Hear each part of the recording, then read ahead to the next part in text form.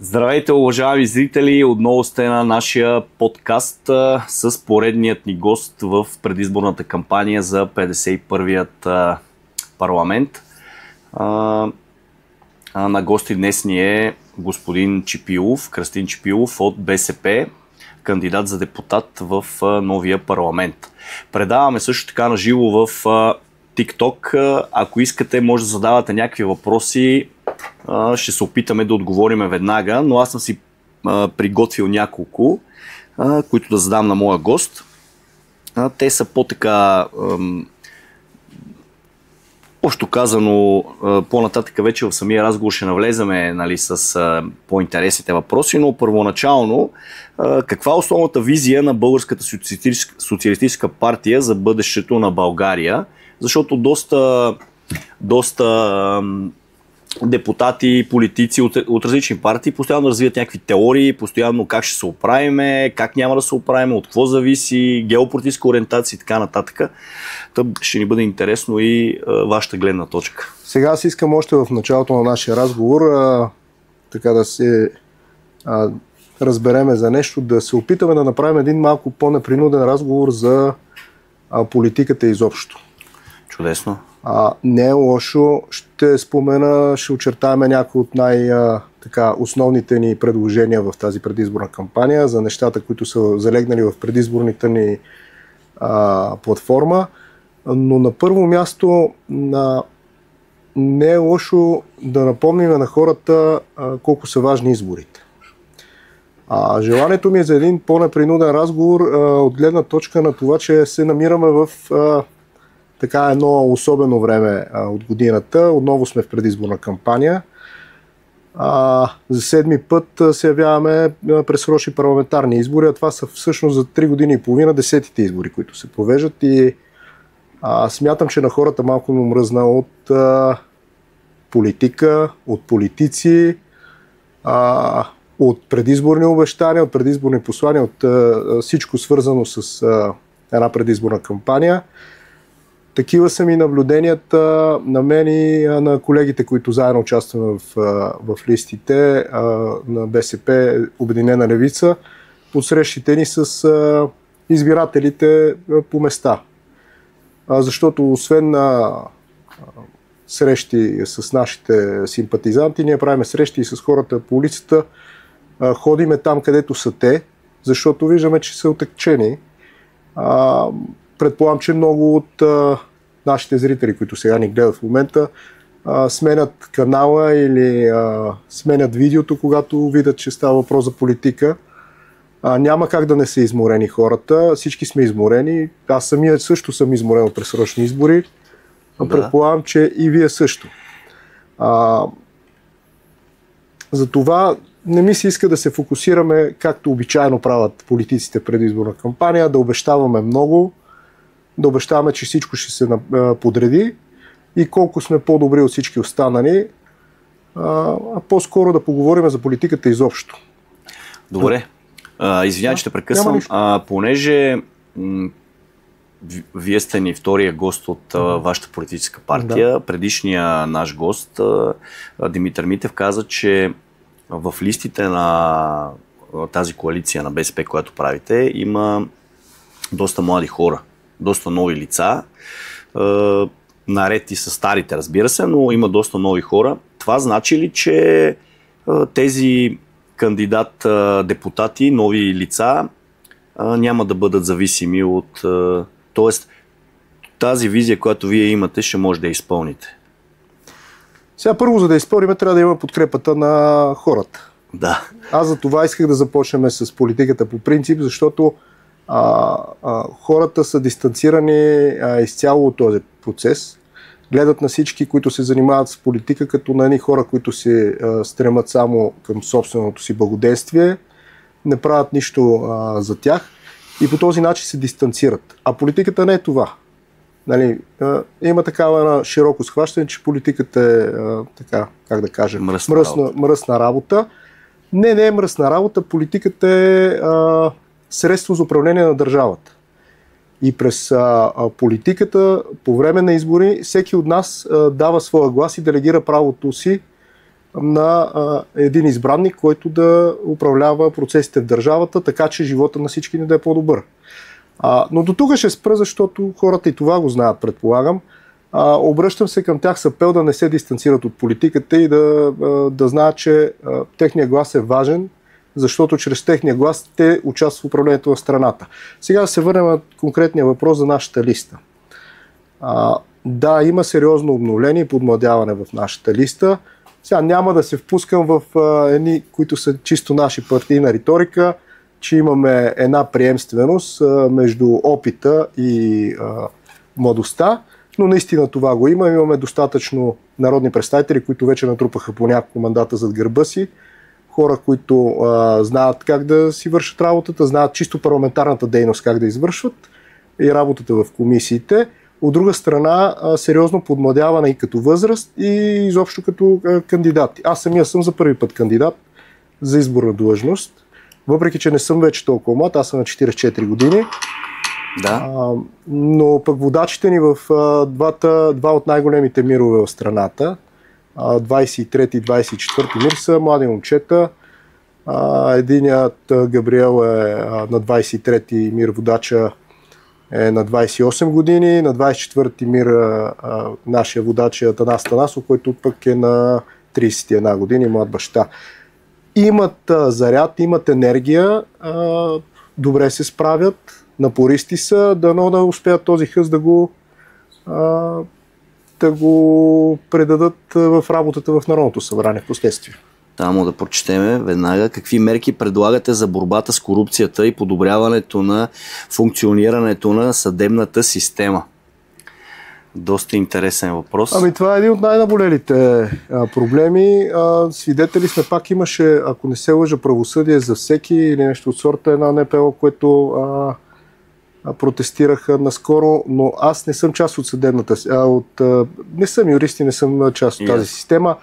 Тя е малко затворена и не ми се иска тук да политиканствам или да давам, как да кажа, чисто като лайк предложения. Тази работа мисля, че е по-добре да оставим на специалистите, на експертите. В нашите листи е Наталия Киселова, за съжаление тя не е тук сега. Да. Тя би била подходяща да отговори на този въпрос, свързан с съдебната система, но със сигурност там има неща, които са притеснителни, както и във всички сфери на нашия живот. Добре. А вашата листа и партия, предполагам, имате такова решение на вашия съвет. С кои партии бихте си сътрудничили в следващия парламент? Това е един от въпросите, на които се задават на абсолютно всяка политическа партия. И сега аз не очаквам някакъв конкретен отговор, но просто да ни кажеш с 2-3 думи дали бихте си партнирали с някои от партиите, които ще влезат и според вас кои партии биха влезли в следващия парламент? Първо, това е работа на социолозите. Не се наемам, те мисля, че още не са излезли с много пресни проучвания. Не се наемам да прогнозирам кои партии ще влезат, кои с колко народни представители. Но това ще го реши избирателя. Ние имаме решение на нашите органи да не влизаме в коалиция с ГЕРБ и с Движението за права и свободи. Но тук пак се връщаме в началото на нашия разговор за политиката по принцип. Аз смятам, че нито един, който е избран на изборна длъжност, било то народен представител или общински съветник в законодателната власт, не трябва да си позволява да проявява някакво своеволие, като казва аз с този няма да участвам или с този няма да участвам. Трябва всеки човек, който се занимава с политика, да е наясно с отговорността, която носи. Дали 100 000, дали 1 милион избиратели са гласували за листите, в която той участва, той е избран за да работи там за всички нас. Работата на народните представители, изобщо на всички в законодателната власт, е работа.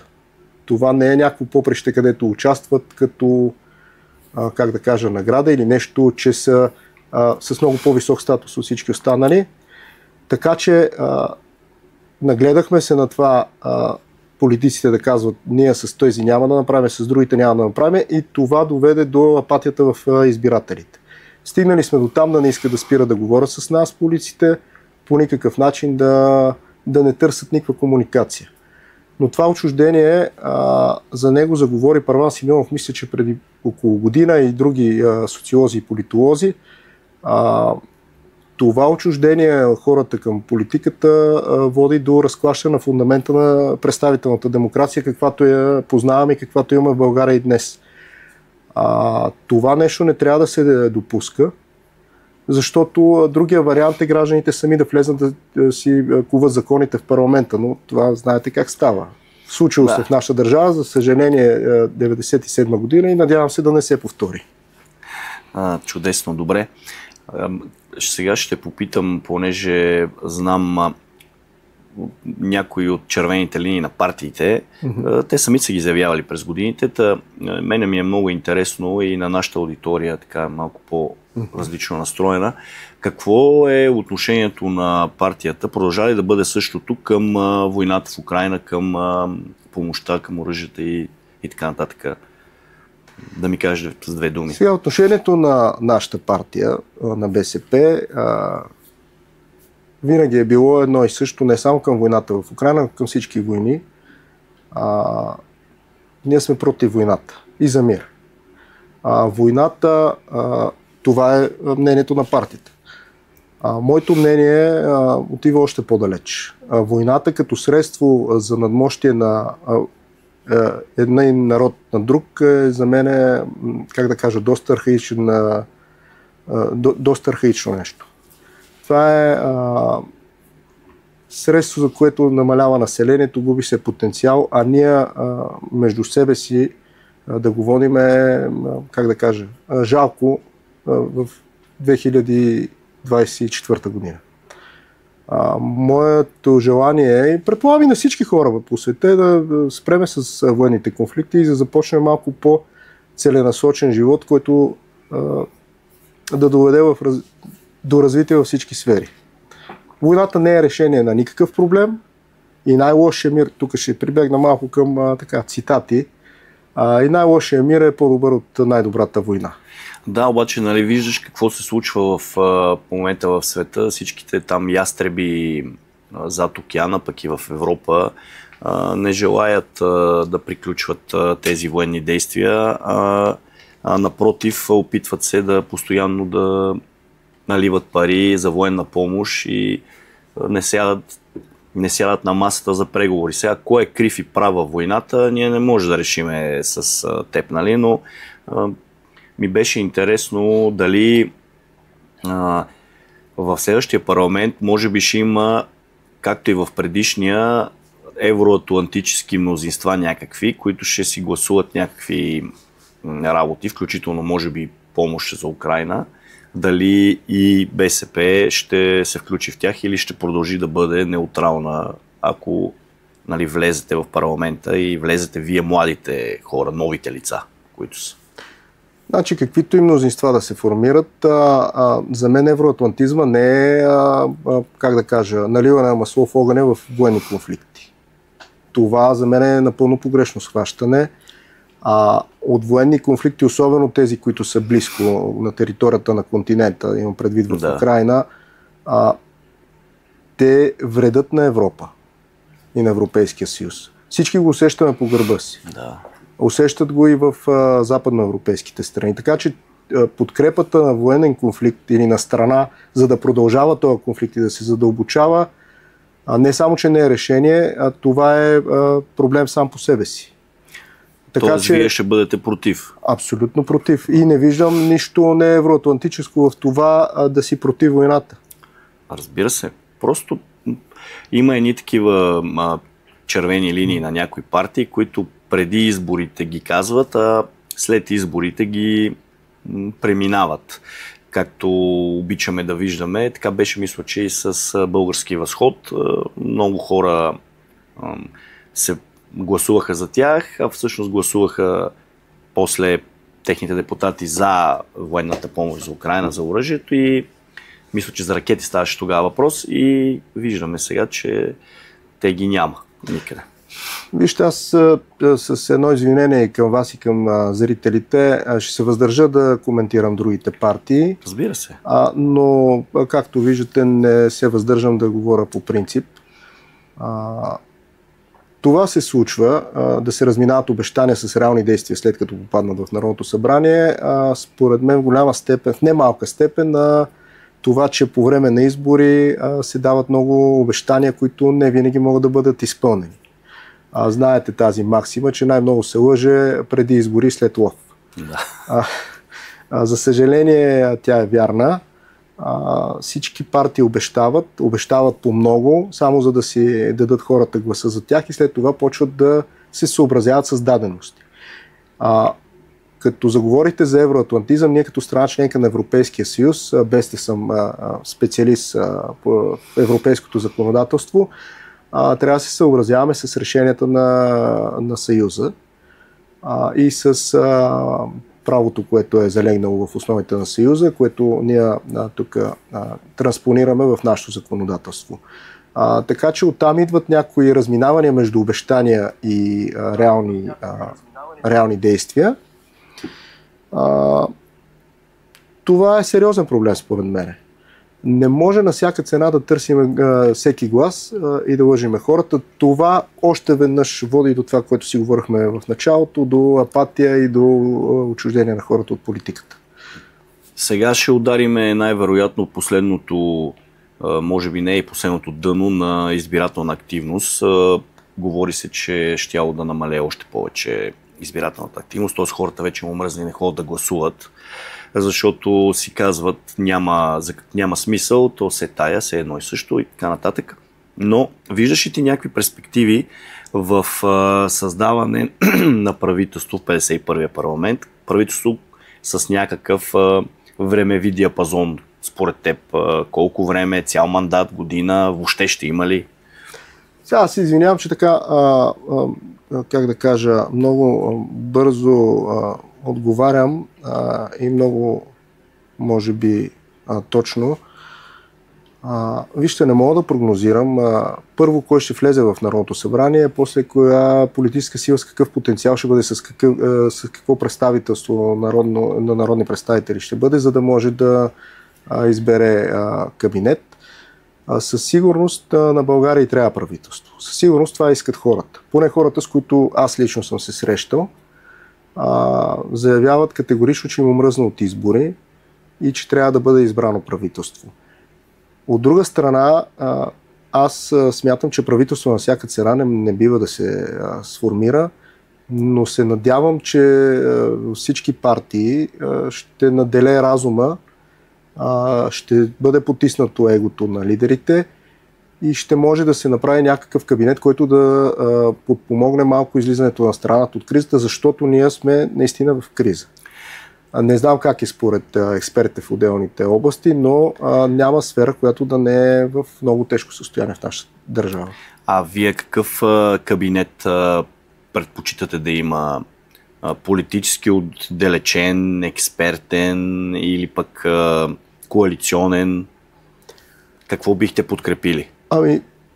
Нека да оставим този разговор за след изборите, когато знаем резултатите от изборите, когато видим кои политически партии влизат и с какво представителство са там. Просто преди това ще си, как да кажа, рисуваме едни приятни илюзии тук пред хората, но няма да е нищо реалистично. Въпросът е, че доста лидери на политически партии са в момента по студията и обясняват, нали, може би се опитват да наложат някакво мнение, че, нали, окей, няма да е политически кабинет, ще бъде експертен. Да, нали, експертен. И затова ми беше интересно мнението, нали, на вашата партия, но ясно е, че не се знае, нали, кой ще влезе, с каква тежест, колко депутата и така нататък. Добре, следващия ми въпрос е какво мислиш за минималната работна заплата? Тоест, добре ли е това, че постоянно се повишава БСП като социална партия? Нали, това е добре, обаче в същото време, когато бизнесът пък е недоволен, че се увеличава минималната работна заплата, Какво е твоето мнение специално по този въпрос? При всички случаи нужен е баланс. Сега аз съм представител на Българска социалистическа партия, ние сме социалисти, за нас основното е интереса на трудещите се хора, на работниците. Така че сме доста изкушени и застъпваме и исканията на синдикалните организации и се стремиме към повишаване постоянно на работната заплата и минималната, от нея и средната, на всеки, който полага своя труд, за да се движи нашата държава и нашето общество. От друга страна, обаче, аз съм наясно, че тук е много сложен баланс между работодатели и синдикати и ние като хора през партия, която се опитва да защитава интересите на работещите. Този въпрос е експертен, затова има и тристранен съвет, който се обсъждат повишаване на минимална работна заплата. Да, всички сме наясно, запознати сме, работодателите постоянно алармират, че с повишаването на минималната работна заплата има риск за оставане на много хора без работни места. Това е тяхната гледна точка. Да, може би малки бизнеси при прекалено повишаване на минималната работна заплата ще бъдат застрашени от това да работят на загуба и най-вероятно ще затворят. Но според мен лично и според нас като партия има един минимум нужен за живота, екзистент минимум, който трябва да покрива минималните доходи на хората. Било то пенсия и работна заплата. Виждате, цените постоянно се повишават, инфлацията е висока и не може с задържане на минималната работна заплата и доходите на хората ниски, те изнемогват и няма как да си посрещат разходите. Така че при всички случаи трябва да бъде съобразено с някакъв минимум, който е необходим за достоен живот.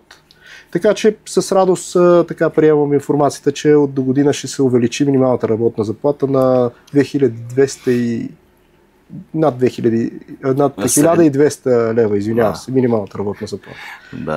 Да се надяваме да стигнем нива и над 2200. Защото аз като работодател имам малко по-различно мнение, но нали, ще си го запазя за себе си. То ще ме обогати и мен лично в разговорите с хората, защото и това е от темите, които... Въпросът е, че като се увеличава минималната работна заплата и се увеличава и данъците и осигуровките, които се плащат към държавата. Ако на 1000 лева си плаща от 300 лева на държавата, на 1200 ще плащаш 400 примерно или там. Точно не мога да го сметна сега. Тоест, тя държавата повече печели, отколкото човекът, който взима тази минимална работна заплата. Защото разликата не е кой знае каква. Нали? Знаеме, че и с 1500 лева е трудно. Нали, дори да се живее и много малко хора получават минимална работна заплата. Най-вероятно те са по договор на минимална работна заплата, но получават повече пари, защото... Това вече е сивия сектор на икономиката. Да. Просто може би това ще доведе до още повече усивяване, нали, на сектора, но това вече е друг въпрос.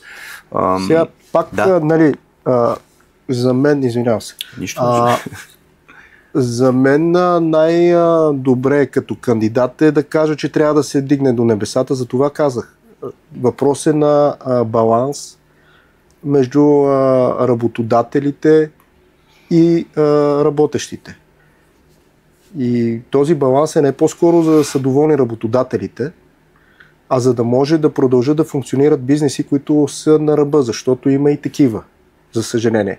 И когато един човек се занимава с управление на една държава, трябва да следи за интересите на всички хора. Да, за мен и за нас на първо място са трудещите се хора, хората, които работят и които, за съжаление, имаме работещи бедни в нашата страна. Но балансът е труден и това трябва да се прави умерено на база на изчисления, които да не позволят да бъдат засегнати нечии интереси. Добре. Мнението ти за плоския данък, говори ли ти се на тази тема или? Вижте, плоският данък беше приет по време на управление, в което участваше БСП и то беше най-големия коалиционен партньор в това коалиционно управление. Говоря от 2005 до 2009 година, кабинета Станишев. Аз не съм експерт по данъчна политика и мога да говоря само както могат да говорят всички наши зрители в момента, като граждани. Да. Според мен този плосък данък може би е било добре на този момент. Въвеждането му към този момент, да. С цел изсветляване на бизнеса в България. Защото всички си спомняме, че от 90-те години инерцията в началото на 2000-те, десетилетието на 2000-та година, знаете, много сектори имаше, които бяха сива икономика. Да. Много бизнеси. Не мога да твърдя дали са намаляли, дали са увеличили, нямам такава статистика, не съм запознат и не съм от тая сфера, от този бранш, но опита на и по-напреднали страни европейски, което семейство сме и ние, където членуваме, нямат плосък данък. Там има прогресивно облагане. Да. Така че със сигурност аз бих заставал на страната на тези, които искат прогресивно облагане и промяна на данъчната политика. Това не значи, че трябва задължително да вдигнем данъците, но все пак да има справедливост. Значи в силно икономически развитите държави е прогресивен данък и е нормално, ако се печелят много повече пари, да стават по-висок данък за тези, които не печелят много пари. Но незнайно защо в България толкова години това нещо не работи и не се опитва никой да го прокара. И не знам, аз също не съм толкова голям експерт, но мисля, че дори това не помогна на западните инвестиции да дойдат тук, ниските данъци, защото освен хранителни вериги, други не знам какви толкова западни инвестиции има в България. Сигурно има, но не са на нивото, не е нещо, което точно така. Така че тази мантра с ниските данъци, че ще докара инвеститори, ето не ги докарва. Гони ги, може би, политическата обстановка, нестабилността и толкова много избори през 5-6 месеца. Така, какво мислиш за също, ще те питам постоянно някакви проблеми, които назряват в държавата, които всяка партия има свои прочит и как да ги реши. Примерно сега с централите. Първо с оговорката, нали, че аз говоря повече като избирател, не толкова като кандидат. Okay. Иска ми се да излезем от този тон на чичковците с сиви костюми, които излизат сега по всички студия и говорят с високо академичен език, как нали, живота ни ще става все по-хубав и по-хубав. Въпреки, че съм кандидат, все още се чувствам по-скоро като избирател. За централите, там също мисля, че политическото говорене е доста надделява над експертното, но да не забравяме, че в тези централи работят много хора, които в тези региони няма да има как да си намерят работни места, още повече, доколкото съм запознат, те са с малко по-високи доходи, тъй като с по-висока категория на труд, по-опасен и трябва да си мисли за тези хора. Да. Знам, че има зелена сделка. Тя за мен е едно, може би, до някъде недоразумение. Екологията наистина трябва да ни е приоритет, защото когато си отровим природата, вече няма да има къде да живееме и никакви пари, доходи и така нататък няма да са полезни на абсолютно никой. Обаче тази зелена сделка да функционира на наша територия, а в съседните държави тя да не функционира, не може да подобри екологията в региона.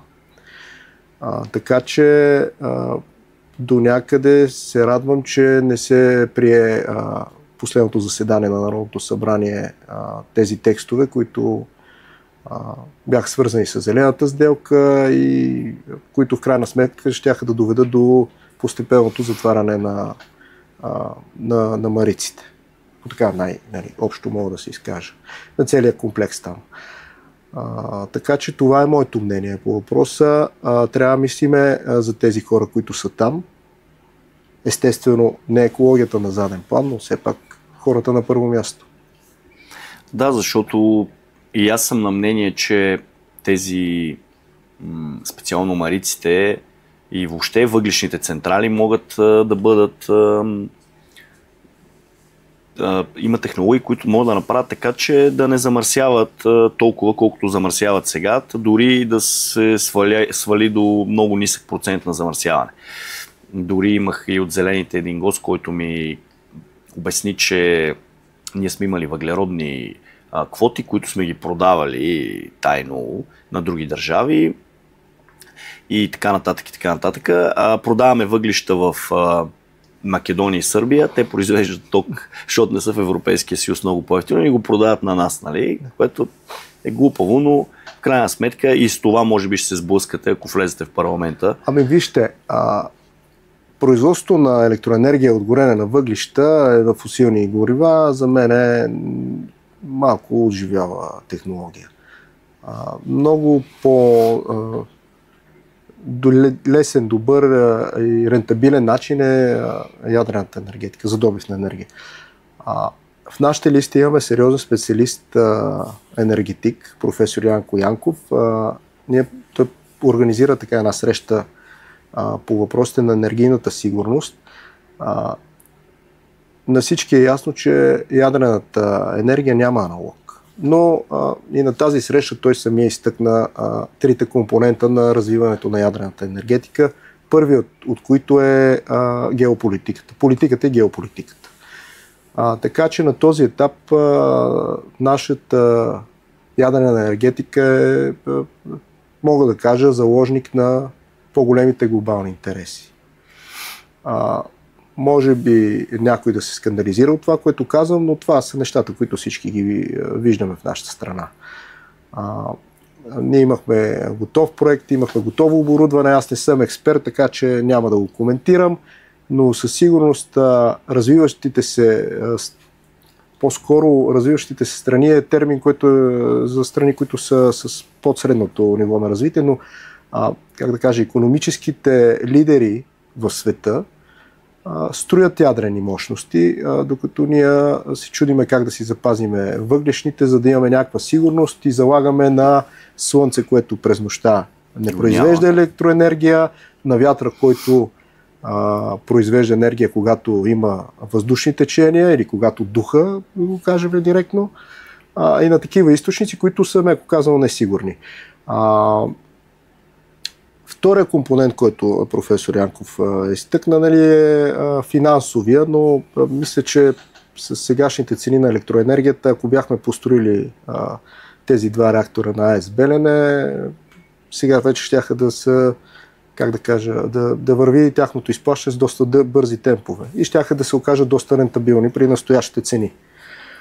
Третия елемент на ядрената енергетика е този технологичния, за който, нали, ние като средностатистически българи нямаме отношение.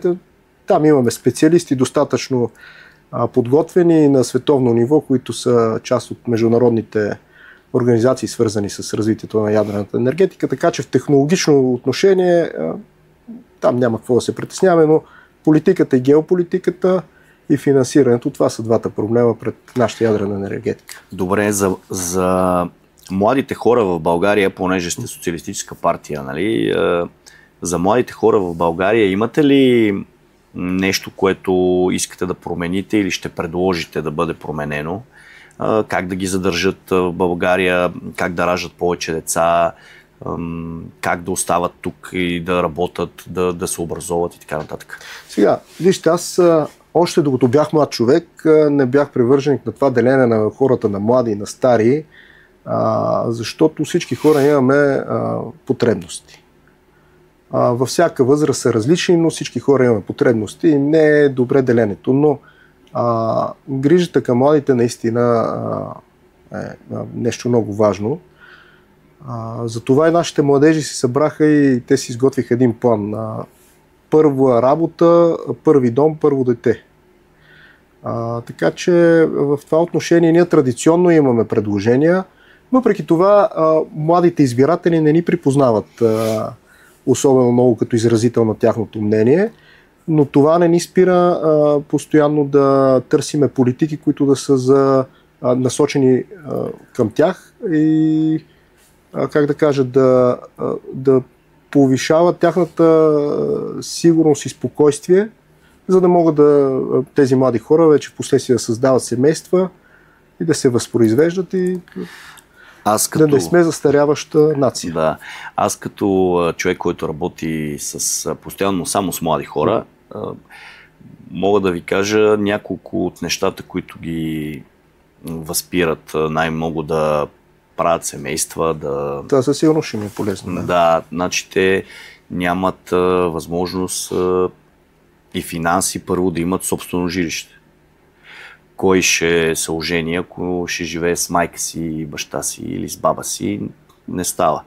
Ако възрастните им родители все още са живи, те не трябва да ги изчакат, нали, да починат, за да наследят апартамента, става сложно. Нали.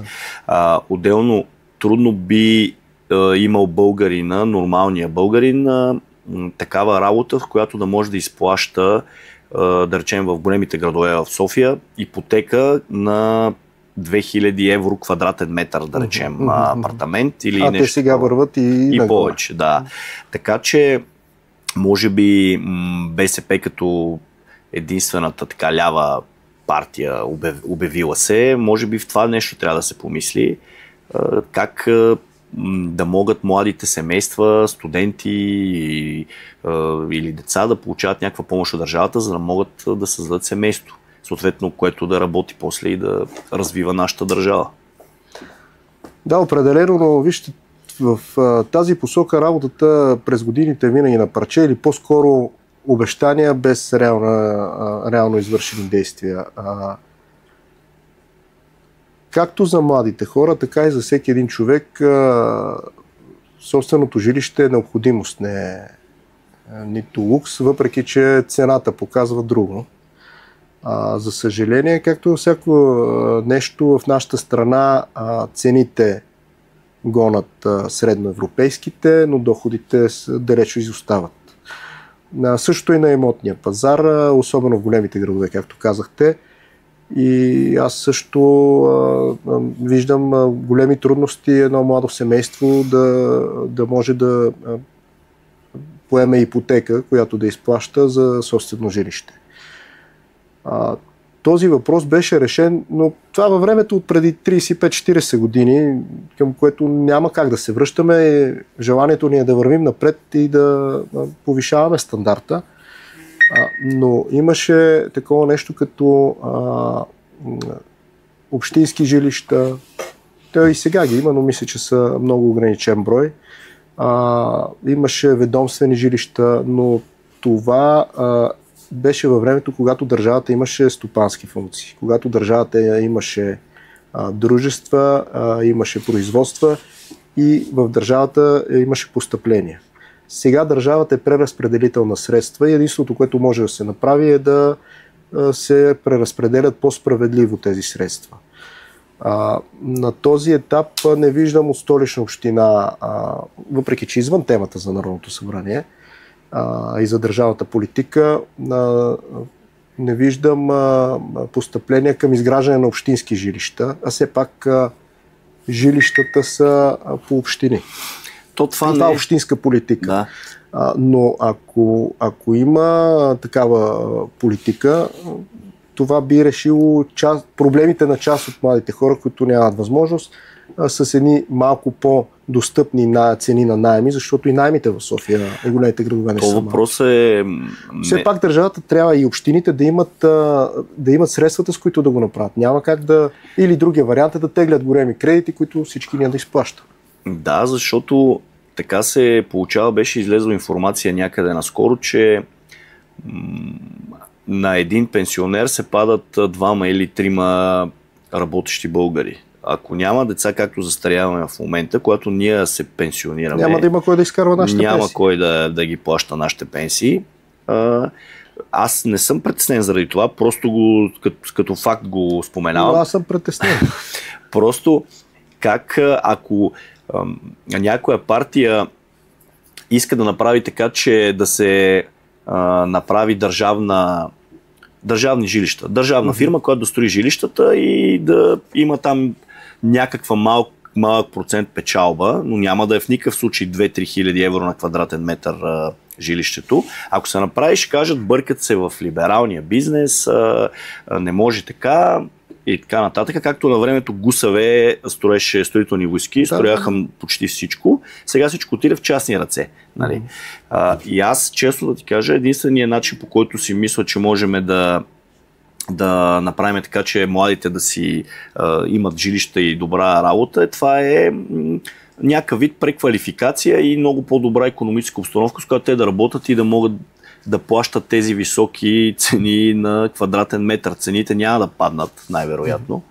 Но с партиите, които ще влезете в парламента и депутатите, трябва, може би, там да погледнете как това нещо да се случи, защото нито общината ще може да построи за всеки един човек общински апартамент, който той да живее, всяко едно семейство, нито всеки един ще може да си купи собствено. И затова е много тънък момента как това нещо ще се случи и на мен ще ми бъде много интересно да следя. Това с държавното дружество, което да строи жилища, сега вече ще ни обявят, че сме марксисти и комунисти, което за мен ще е вярно. Вижте, не започне ли държавата да поема своите функции, в това число и стопански, няма да има как да задоволява потребностите на нашето общество, които са във всички сфери. Просто няма как само с преразпределяне. Това, което казахте, че ще бъде обвинена държавата, че някъде се намесва в някой сектор, то кореспондира с конкуренцията и защита на конкуренцията, така че ще влезем в конфликт малко и с европейските практики и законодателство, но в крайна сметка, ако искаме България да има, трябва да се върви в тази посока. Не казваме, че утре сутрин държавата ще започне да дублира функциите на частния бизнес във всеки един сектор, но определено има сектори, които според мен лично и според нас като партия няма как да са в частни ръце. Те са елемент на държавната сигурност на страната, на националната ни сигурност. Освен това, този процес според мен ще се случва постепенно. Самия Европейски съюз мисля, че ще тръгне в тази посока, защото те имат доста по-леви политики и виждания за управлението на Съюза като цяло и на всяка една от страните, отколкото се явяват. Просто ще трябва да се започне в тази посока да се работи, както казахте, там където има най-голяма нужда, дали ще е в жилищната политика или нещо, или друг сектор, който е много наболял и е много важно, но наистина държавата ще трябва да се намеси. Не може да разчитаме на частния бизнес, защото частният бизнес има за цел печалба. Това е философията. Докато в управлението на една страна, на държавата и на една община, в основата са залегнали други работи. За да съществува, да функционира един град, ако щете, е необходимо да има транспорт, водоснабдяване, канализация, снабдяване с хранителни стоки и така нататък. Неща, които не винаги са рентабилни, но са необходими. И само държава, която има малко по-големи възможности от преразпределение на 10% плосък данък, може да си позволи да отделя средства за неща, които не винаги са рентабилни, но са крайно необходими за функционирането.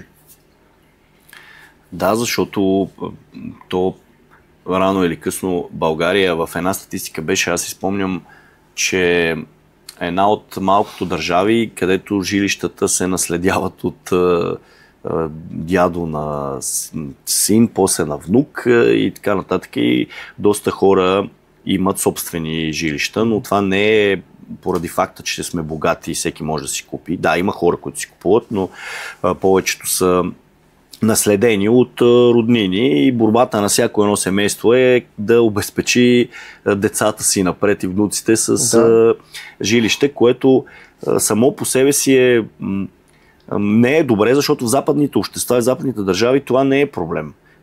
жилището. Там и наемите са ниски и работната заплата и въобще труда се заплаща на много по-висок, отколкото при нас. И може би това нещо трябва всички вие в парламента да погледнете на това нещо, как да го промените, за да може хората да могат да си купуват и да си позволят жилища. За жилищата като инвестиция се използват от тук последните десетилетия. Дори част от политиците си позволиха да спекулират по този въпрос. Нали, че човек със собствено жилище може да го продаде, парите да инвестира, да живее под наем, но вижте, това е трагично. Ние да се сравняваме с другите държави и да го имаме жилището като някакво средство за инвестиране. Жилището е една необходимост. Всеки един от нас трябва да има дом, където да се пребере. Да, в някои държави повечето хора живеят под наем, тъй като са много високи цените на недвижимите имоти. В други държави просто такава е такава е практиката. Примерно в части от Лондон хората наемат за 100 години жилището, в което живеят. Без да съм специалист, но такива са ми познанията с порядките там. Като наследниците на този човек, който е сключил договора, могат да го вземат се ползват с предимство при наемането за следващите 100 години.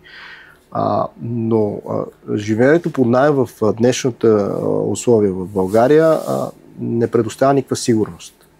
Човек отива да живее под наем и в един хубав момент му се казва, че след 1-2 месеца ще трябва да се изнесе и тогава започват трагедиите. Защото дали под наем, дали в собствено жилище, човек живее в дом, където е създава атмосфера, в която е свикнал да живее. Така че аз съм твърдо против това ние да спекулираме, че българин е бил много богат, защото има собствено жилище. Да, но тези жилища, както и вие казахте, са наследство от предходни поколения. Да. И то е напълно нормално. Това е недвижима собственост. Нормално да се унаследява, но да се говори колко сме добре само защото имаме жилища, не кореспондира с истината. Към края на нашия разговор стана интересен и така добър събеседник. Интересен бил за зрители. Да, така няколко геополитически въпроса. Ако не искаш или не можеш да... Ще се опитам. Те не са кой знае какви, но примерно какво ти е мнението относно републиканци и демократи на предстоящите избори в Съединените щати, съответно Доналд Тръмп или Камала Харис? Вижте, според мен това е най-добре да си го решат американците. Те ще живеят с тях. Това, което съм чувал, че демократите имат малко по-експанзивна външна политика от републиканците, но това са малко тъмни дебри за мене. Това си е въпрос на американците. Нека те да си го решат, както и да ни остават ние да си решаваме проблемите, кой ще ръководи нашата държава, тук нашите избиратели. Въпросът е, че президента на Съединените щати все пак е така малко или много от него зависи и почти цялата световна политика, нали, до някаква степен. И дори и в България, ако щеш.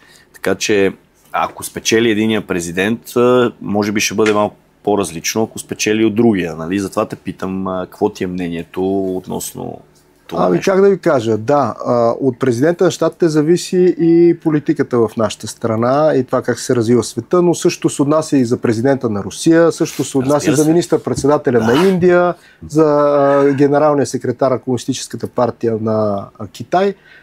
Това са лидерите в световен мащаб. Мисля, че сега не мога да твърда, че са с изравнени сили, но всичките са доста влиятелни хора. Пак казвам, нека да си го решат американците, на нас остава надеждата да е за наше добро. Добре, пак да кажа към края на нашия разговор, имаме пак въпрос да ни кажете малко за себе си, в какво сте експерт, какво сте завършили. Вижте, аз съм завършил психология.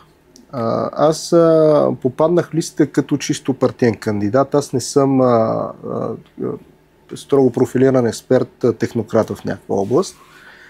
Такива имаме в изобилие, както ви казах, имаме юристи, имаме специалисти в ядрената енергетика, професори, имаме учители, имаме в доста голяма част от сферите на управление на държавата експерти. Моят трудов път по стечение на обстоятелствата е обвързан много силно с партията. Аз около 18 години работя като човек, който се занимава с организационната работа, вътрешната работа в партията. Просто така се стекаха обстоятелства и живота ми. Така че това е... И за 18 години работа в партията за първ път ви издигат като кандидат? Ами да. За първи път се съгласявам да поема... И сигурно са ви предлагали и преди това? Ами предлагали са ми най-различни позиции от районен кмет, през общински съветник и предишни пъти за народен представител. Но не съм виждал смисъл, понеже нашите кандидати винаги са били сериозни хора. И сега имаме сериозни хора, но в момента настоящия момент за нашата партия е много, много важен. И бих казал исторически. Да, може би няма да е от голямо значение за нашите зрители в момента, но за нас е от голямо значение. За съжаление, нашата партия върви надолу в резултатите последните 3 години и половина. И това беше и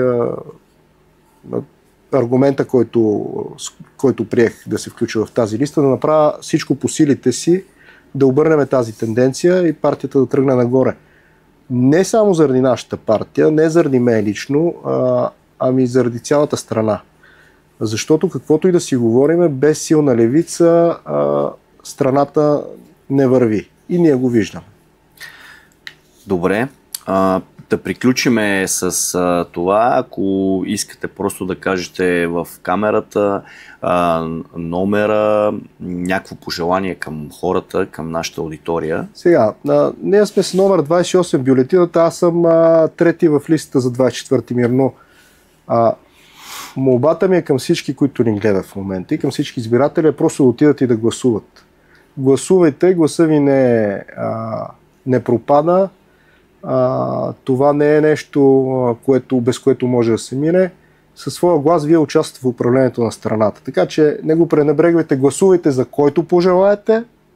Важното е да гласувате, според мен. Благодаря за този разговор. Благодаря и аз.